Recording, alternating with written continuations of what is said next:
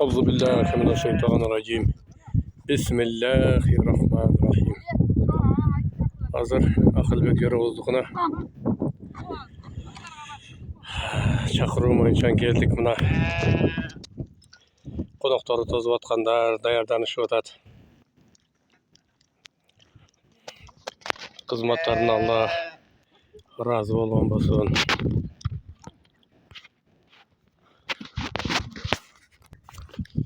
Bizge atayın mınday kılıp çatırları tigiştir.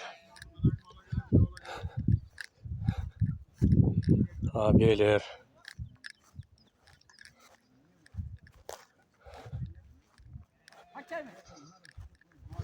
Kılaka. Jorolarınız gelip kursan bolup. Kuday kuş baksın. Sizge tınççılık, saq-salamatçılık, oşonda ele beypiçilik kalayız. Bugünkü kılıp atkan ihsanlarınızda Allah kabul bolsun. Aytkanlar gelsin, rahmat.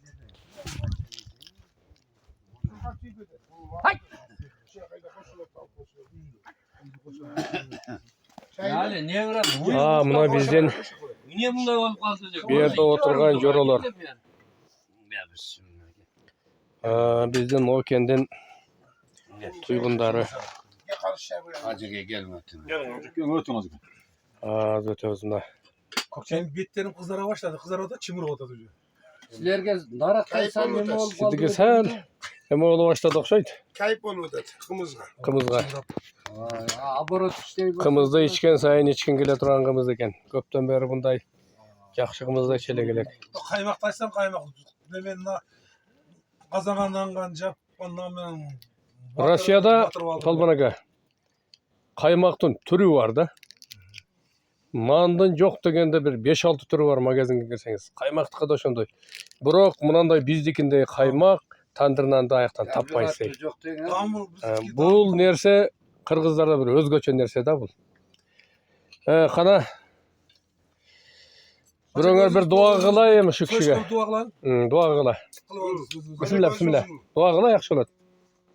Gel, ben tat durayım sizi. Gel, özür dilerim. Ben tat durayım. Acı nastana koy. Dua vergisiler de koy. Oh. Vermegele çipçik ettin.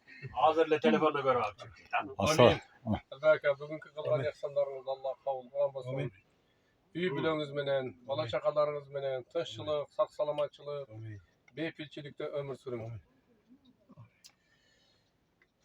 Köp jyldar nevre çevreleriňizdin üstünde, bala çakalaryň üstünde, gül tugandaryň üstünde, oşonda ele bizden jakşylyklaryň üstünde dua köp bolup ömür sürüşiňizdi Allah nasip etsin.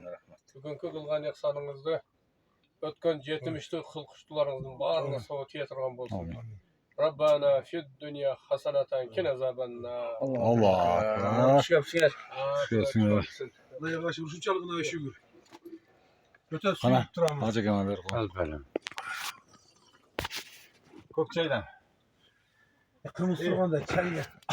Şimdi Ya kızım bala